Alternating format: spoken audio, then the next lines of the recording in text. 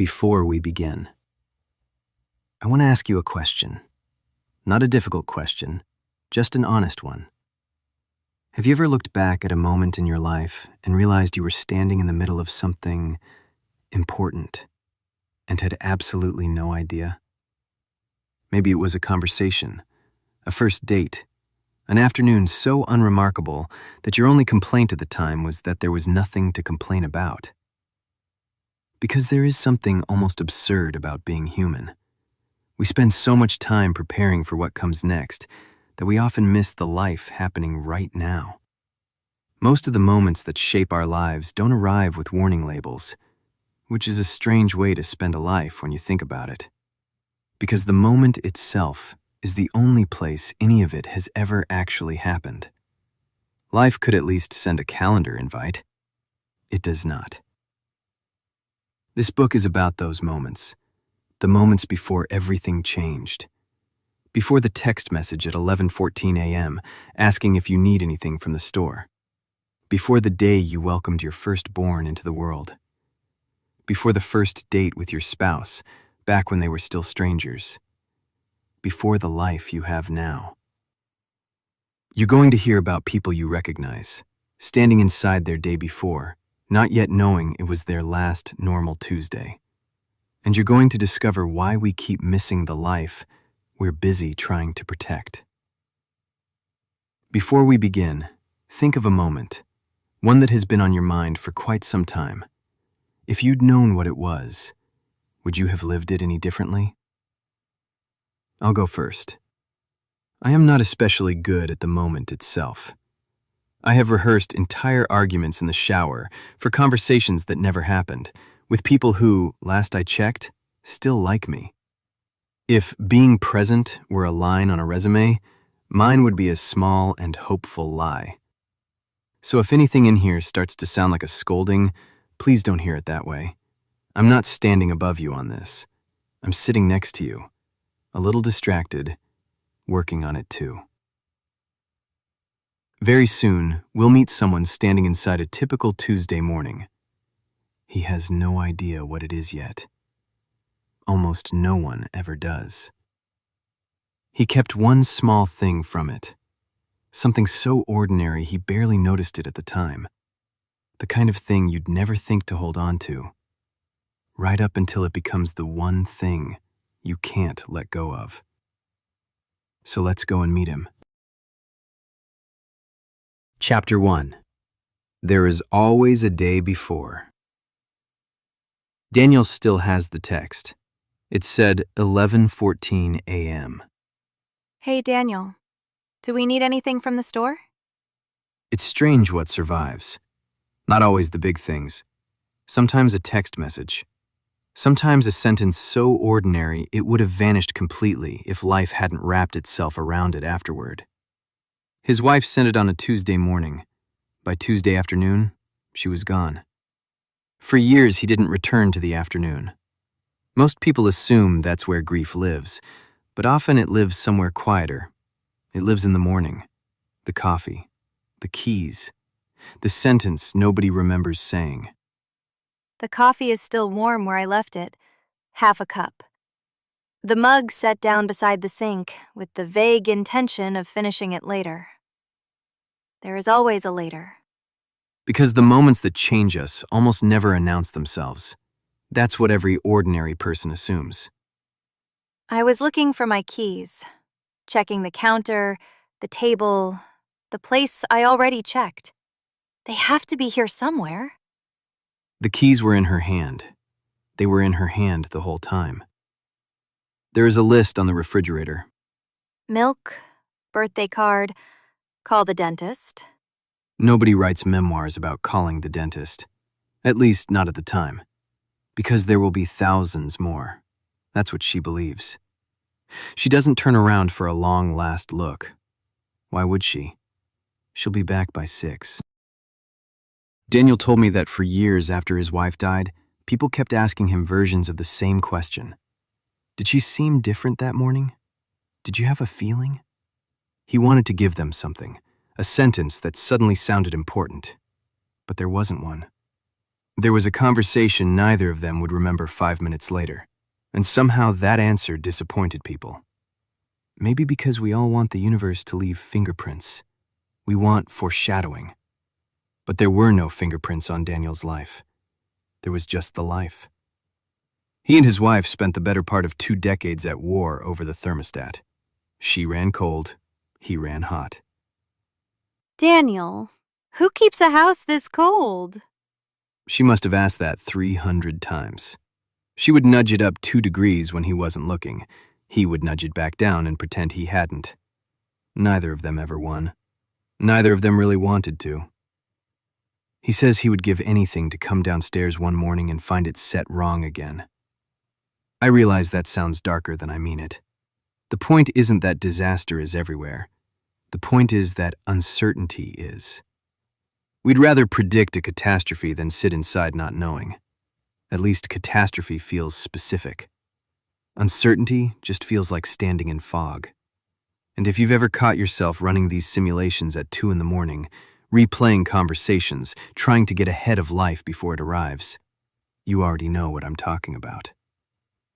Most of us are amateur fortune tellers. Bad ones, but enthusiastic. We keep trying anyway, as if enough worrying could somehow become a kind of protection. It can't. I wish it could. Most of Daniel's marriage wasn't the kind of thing anyone would frame. It was ordinary evenings, dinner and the dishes and the news neither of them was really watching. Are you even watching this? Neither of them was. Her feet were tucked under his leg on the couch. Just trying to stay warm here. It turns out that was the marriage, the ordinary evenings nobody thought to keep. The strange thing is, we usually learn this too late. Not late in life, late in the moment.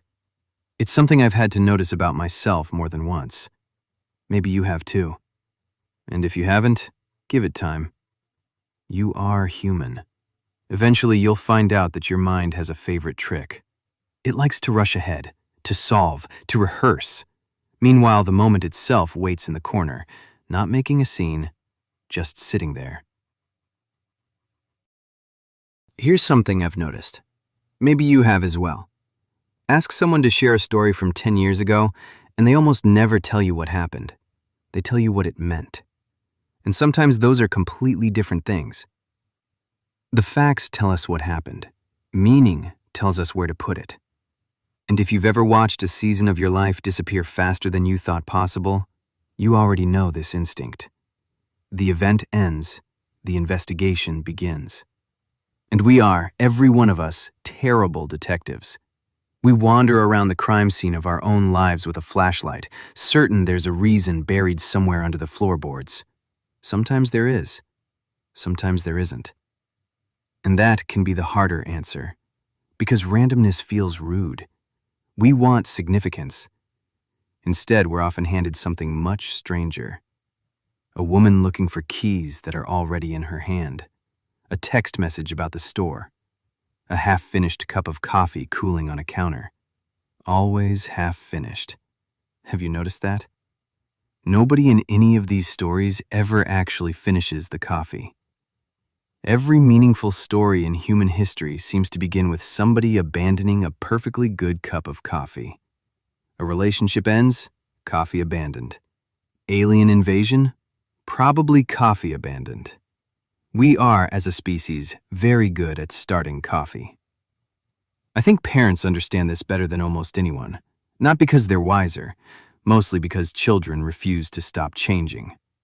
One day you're carrying them into the house asleep, their head on your shoulder, their shoes somehow missing, nobody knows where. You find a cold chicken nugget in your coat pocket and genuinely cannot account for it. And then, somehow, they're borrowing your car, giving you technology advice, looking at you with the quiet confidence of someone who has absolutely no idea what they're talking about. And somewhere in the middle of doing it for the 100th time, your attention slips. Then one day, the repetition ends. Not dramatically.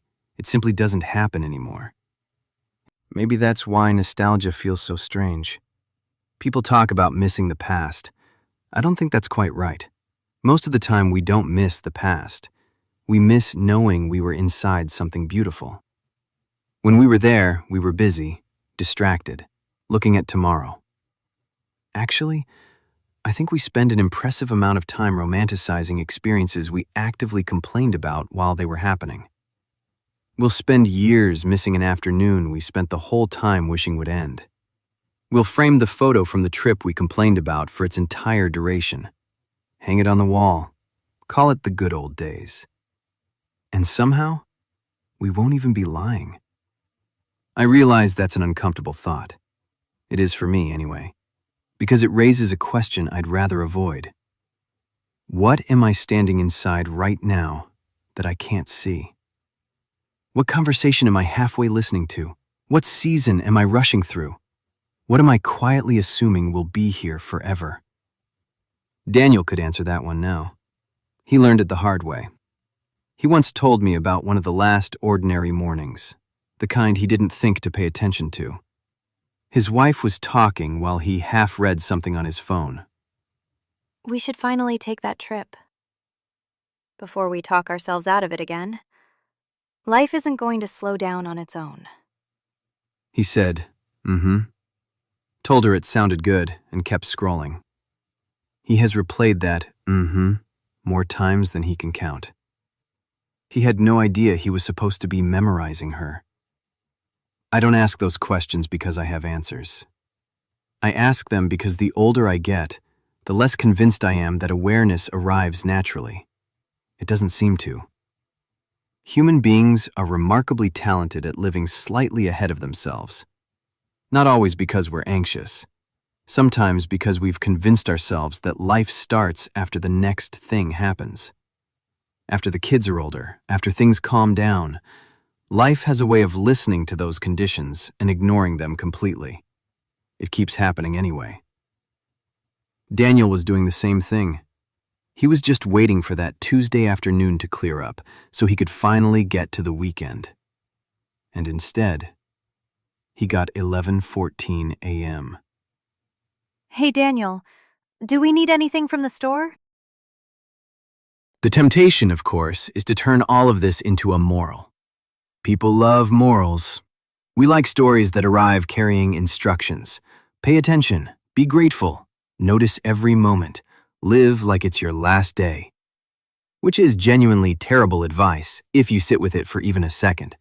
Because if this were actually my last day, I would not be calmly appreciating a sunrise. I would not be savoring my breakfast. I'd be emptying my savings account and saying things to people I could never take back. You cannot run a life on that setting. He'd be exhausted by Thursday, broke by Friday, and uninvited to most things by the weekend. Imagine if every moment arrived carrying its full weight. Every goodbye, every hug from your child. We talk as though we'd appreciate those moments more. I'm not sure we would. I think we'd collapse under them. Part of what allows us to keep living is that most moments don't reveal their significance while they're happening. They let us experience them first. Meaning comes later, sometimes much later. I think about Daniel occasionally. There was something about the way he talked about that text. Not dramatic, just puzzled, as though he had spent years trying to understand why his mind kept returning to something so small. That was the thing he couldn't get over, not because it was profound, because it represented a version of reality that no longer existed. That may be the part of grief nobody expects. A voicemail becomes priceless. A coffee mug becomes impossible to throw away. A text message becomes a doorway. You look at it and suddenly an entire world opens. Not a memory, a world. The future that existed before reality edited the document. I almost said before reality interrupted the story. But that's not quite right. Life isn't an interruption, it's the thing happening. We're the ones who keep expecting it to behave like a story. Maybe that's why so many of us are shocked when change arrives. Change isn't the unusual part. Continuity just feels so convincing. This morning resembles yesterday.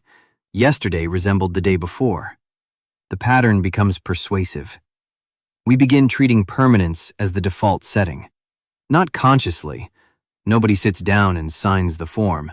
I, the undersigned, hereby assume my parents are permanent, my knees eternal. Initial here, here, and here. We never actually sign it. We just quietly start living as if we did. And then we stop questioning it altogether. Until something forces the question back into the room. For Daniel, he came home that evening to a kitchen that hadn't caught up yet. Her plate still in the rack. Her book face down on the counter, still holding her place. She had assumed there would be a later. There is always a later. I think all of us assume this. Right up until the morning, we don't get one. And then suddenly you can see what was always true. Not that everything ends. Most people already know that. The fact itself isn't surprising. What's surprising is how completely we forget it while we're busy living. We understand them backward, the way a photograph becomes more valuable with time instead of less. And then, years later, you find yourself staring at a text message, or a coffee mug, or a half-forgotten memory that surfaces while you're driving somewhere. And for a second, the distance collapses. The version of you that existed before that day comes back. Then it's gone again, leaving behind something difficult to describe. Not sadness, exactly. Not gratitude, either. Something closer to recognition. For a long time, I thought this chapter was about loss. That seems reasonable. But I've changed my mind. I think this chapter is about something else. Something that exists long before loss ever arrives. The fact that we almost never know when we are standing inside a moment that will someday matter to us. Not because we're careless, because we're human. We live looking forward. Meaning only ever shows up later, to clean up. There is a version of this story where Daniel receives that text and immediately freezes. He looks around. He notices everything, the sound of her voice.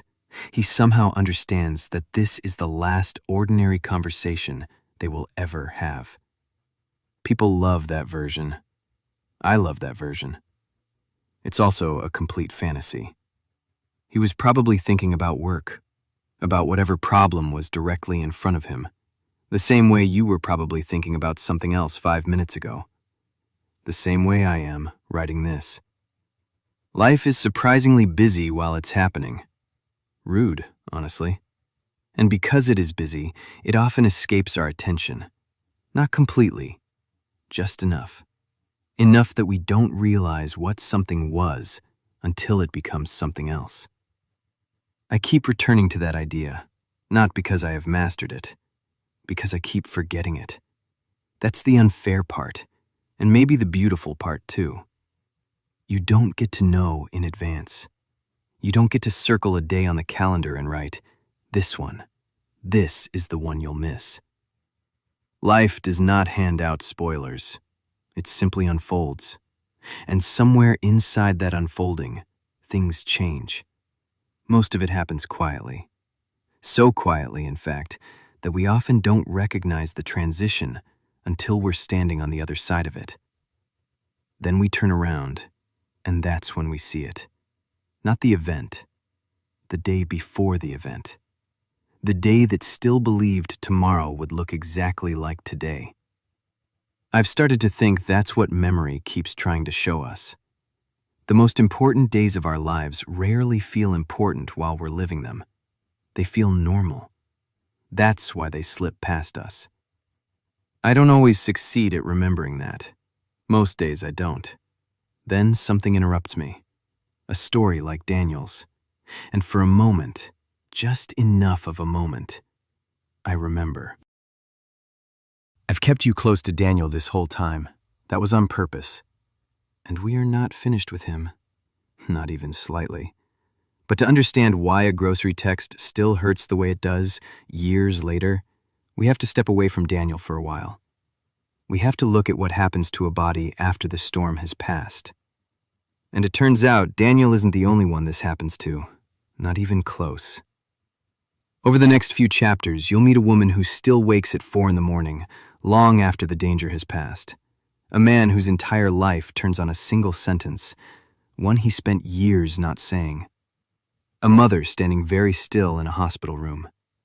Someone who mistakes vigilance for love. Someone who mistakes preparation for living. And someone who doesn't yet realize they're standing inside the day before. You'll recognize them. Because somewhere around the third or fourth, a slightly inconvenient feeling tends to show up. A quiet suspicion that this book is not entirely about other people. You'll begin to think, this might be about me, and you'll realize there is always a day before, and you might be standing in one right now.